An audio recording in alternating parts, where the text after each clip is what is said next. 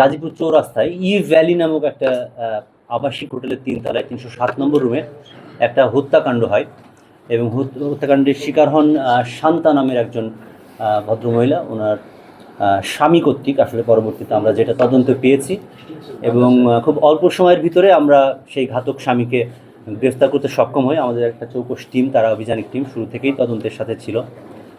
যেটা হয়েছে যে এই শান্তার সাথে আসামি সাইফুল, তাদের উভয়েরই একাধিক বিয়ে আছে পূর্বে। যা বেশ কিছুদিন পূর্বে তাদের ভিতরে বিয়ে হয়, কিন্তু সেই সম্পর্কটা তাদের ভালো কাটেনি। এখানে এই মেয়ের যে আগেও বিয়ে হয়েছিল একাধিক, সেটা এই স্বামী জানতো না। এছাড়াও তার স্বামী সন্দেহ করতো যে তার হয়তো অন্যান্য কোথাও আপনার বিবাহ বহির্ভূত কোনো সম্পর্ক থাকতে পারে। এক পর্যায়ে তাদের ভিতরে তালাকও হয়ে যায় কিন্তু, এবং তালাক হয়ে যাওয়ার পরে আবারও তারা বিয়ে করে। বিয়ে করার পরেও তারা আসলে একখানে থাকতো না। মূলত ছেলেটা থাকতো তার এই খালুর ওইদিকে বাড়িতে দক্ষিণখানে, এবং শান্তা থাকতো আপনার শফিপুর কালিয়াপুর ওইদিকে একটা গার্মেন্টস চাকরি করতেন। তো ঘটনা যেদিন ঘটে 21 তারিখ সকালে তাকে টেলিফোন করে আসতে বলে ঘাতক স্বামী। তো তারা গাজীপুর চৌরাস্তায় মিলিত হয় এবং গাজীপুরের কয়েকটা জায়গায় ঘোরাঘুরিও করে, তারা খাওয়া দাওয়া করে। এক পর্যায়ে দুপুর 12টার দিকে তারা ওই হোটেলে অবস্থান করে এবং হোটেলে অবস্থানকালীন সময়ে তাদের ভিতরে বিভিন্ন বিষয় নিয়ে, ওই পুরনো অনেক কথা নিয়ে আবারও তাদের ভিতরে ঝগড়াঝাটি শুরু হয়। তো এর ভিতরে তখন এই শান্তার ব্যাগে একটা ছুরি ছিল। মূলত এই ঘাতক স্বামী তাকে বলে যে আমরা হোটেলে থাকবো, ফল টল খেতে পারি, তুমি একটা ফলের ছুরি নিয়ে এসো সাথে। হয়তো পূর্ব পরিকল্পনার অংশ ছিল এটা।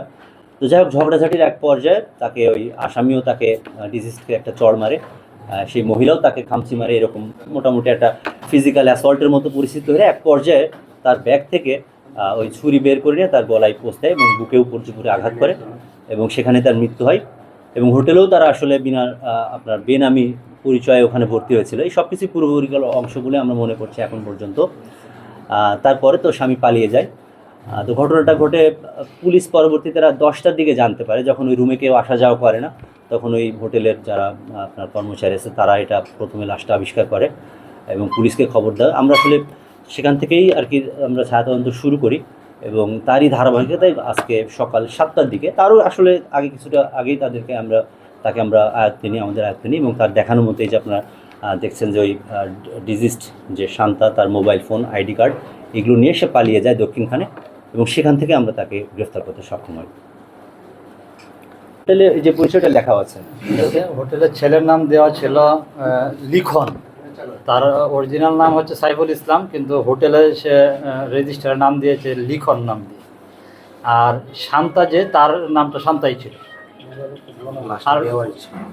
এবং শান্তার আপনার গ্রামের বাড়ি হচ্ছে আপনার নাটোরে এবং ছেলের যে দেশের বাড়ি জামালপুরে।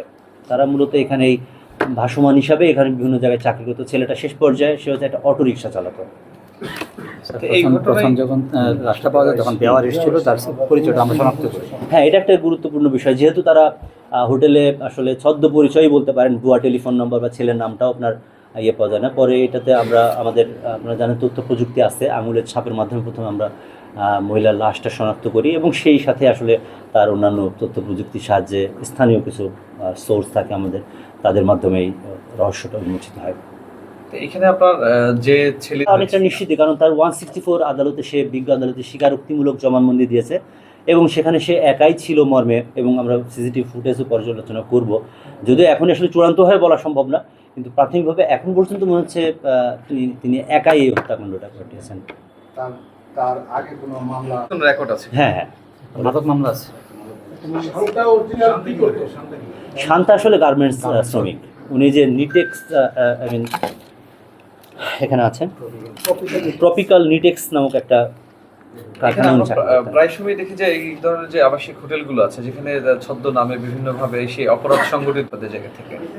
হ্যাঁ, এটা অবশ্যই আপনার এটা সময়ের দাবি আমি মনে করি।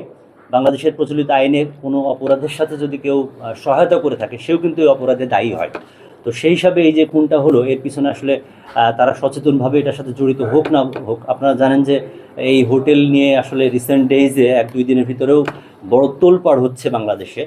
তো এই যে কেন আসলে যে তারা, অনেকে আমরা জেনে দেখেছি যে তারা 2 নম্বর খাতা মেনটেন করে। আসলে যারা এই ধরনের অসামাজিক কাজকর্ম করতে যায় তাদেরকে তারা মূল রেজিস্টারে উঠায় না অনেক সময়।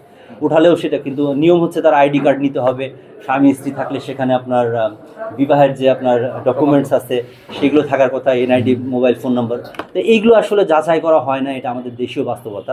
কিন্তু আপনি যেটা বলেছেন এটা নিশ্চয়ই, কারণ সারা বাংলাদেশে এখন যে বিশেষ বিষয়টি আলোচিত হচ্ছে, এই থেকে আমরা মনে করি যে আসলে আমাদের আবাসিক হোটেলের নিরাপত্তা আরও বেশি সমুন্নত করা উচিত। এই জন্য আপনাদেরও সহযোগিতা কামনা করি, দেশব্যাপী আসলে এই মেসেজটাও পৌঁছানো প্রয়োজন।